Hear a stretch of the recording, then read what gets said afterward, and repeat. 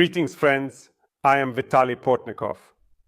Israeli Prime Minister Benjamin Netanyahu has arrived in Washington with one of the most challenging missions of his long political career. The head of the Israeli government is set to address the United States Congress and meet with President Joseph Biden in the near future, which is an important event. However, the meeting with Biden is indeed the first important meeting of a foreign leader with the President of the United States after Biden announced his significant decision not to participate in the election race. Thus, Netanyahu still has to carefully assess how influential the President of the United States remains, especially after deciding to effectively conclude his mandate next year. This decision could have significant implications for international relations and domestic policies. Vice President Kamala Harris will not be present at Benjamin Netanyahu's address to the United States Congress of America and will miss the event, although it is, in fact, the Vice President who is responsible for presiding over such a session, alongside the Speaker of the House of Representatives. The official absence of Kamala Harris from this session, which is important, is officially explained by a conflict in her schedule, due to a scheduling conflict. The Vice President, who is currently vying for the Democratic nomination in the ongoing presidential election, has an important campaign event. It is also evident that Kamala Harris has to navigate between the necessity of supporting the Jewish state in its ongoing and critical struggle for survival and against various terrorist threats that it faces on a daily basis, while simultaneously maintaining and nurturing relationships with that part of Democratic politicians who strongly and vocally condemn Israel for its controversial and often criticized actions in the Gaza Strip. By the way, it is important to note that some of these members of Congress will also not be present at Benjamin Netanyahu's address in Congress.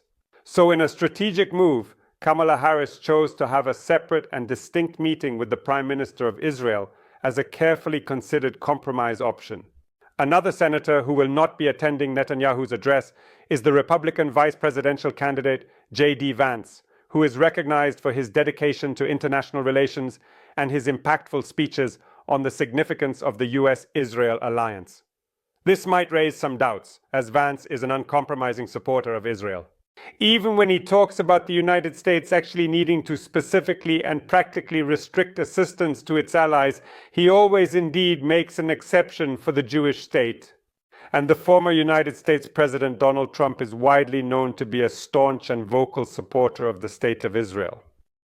However, being a supporter of Israel does not necessarily mean being indeed a friend of Benjamin Netanyahu. After the Israeli Prime Minister Benjamin Netanyahu extended his congratulations to Joseph Biden on winning the 2020 United States presidential election, Donald Trump was offended by Benjamin Netanyahu. It is known that Trump is a vindictive person, and this applies not only to personal relationships, but also to politics. Benjamin Netanyahu is seeking a meeting with the former American president. And this is also logical, as we are talking about a person who has a chance to return to the White House, a person on whose support Israel is counting. However, Donald Trump has not yet given a conclusive and final answer on whether this meeting will take place at this moment. And even if it happens, no one knows what the atmosphere of the conversation between Donald Trump and J.D. Vance will be like.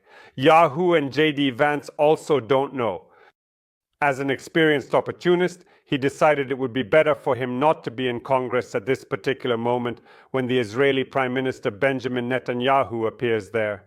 Let Donald Trump decide how Vance should behave with the Prime Minister of Israel after the two politicians meet or do not meet in the United States of America and discuss various important matters. And the reason for J.D. Vance's non-attendance from the Congress session is actually the same as Kamala Harris's, indeed a campaign event. And these reasons once again indeed remind us how very difficult and extremely challenging it will be for any political figure arriving in the United States in these months to simultaneously participate in the process of negotiations with leading American politicians and successfully and efficiently in an election campaign. Netanyahu unexpectedly found himself in a real enchanted quadrangle situation. Joseph Biden, Donald Trump, Kamala Harris, J.D. Vance each have their own ideas about how he should behave in such a complex situation. And in the same situation that Benjamin Netanyahu indeed found himself in, all other foreign leaders who will seek to arrive in the United States, or at least continue to maintain contact with the current administration, will find themselves in the current situation in the coming weeks and months. This is the well-known political paralysis, which is often always associated with the election campaign in the United States. However, now it is further complicated by the fact that the candidate for president is not the current president, but rather the vice president. Additionally, the candidate for vice president from the opposing party is trying to catch every single minute subtle nuance of their boss's moods. And thus, in the end, the most genuine and truly political chaos and utter confusion is created. And when it comes to the Middle East, it is undoubtedly indeed a very, very serious situation. An extremely serious situation. After all, Benjamin Netanyahu did not come to Washington just to talk to Biden or Trump. He likely came for a meeting. He is counting on the support of the United States in a war that has been going on for almost 300 days, with no real prospects of resolution in sight. Quite the opposite. New, much more serious geopolitical challenges are emerging in the world, such as the actions of the Yemeni Houthis, who recently managed to shell Tel Aviv and have caused significant concern in recent times and other regions. And in this situation, one has to find a way out, choosing between bad and very bad. Notice that new powers are emerging in the game, which have their own interests. For example, China.